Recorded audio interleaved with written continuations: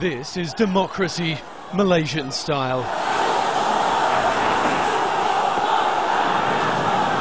Riot police surrounded the protesters and moved in with water cannons, dumping their chemical load.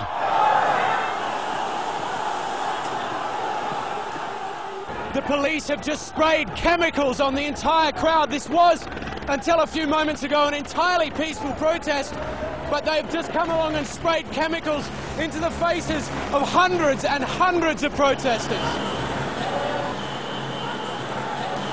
Thousands ran into Masjid Jamek, one of Malaysia's most historic mosques. They screamed for open democracy and emerged again, defiant. Do you think the people are afraid of the authorities? They are not afraid.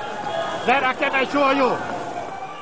Defiance was met by shots of tear gas.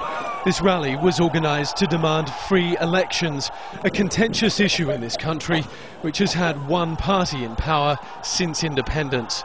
That ruling party, UMNO, said the protest was illegal. Of course, if there is a clash, and then of course people will not be very happy. But it's the thing that we try to avoid. That's why we say that if you want to have, we have a gathering, get a police permit.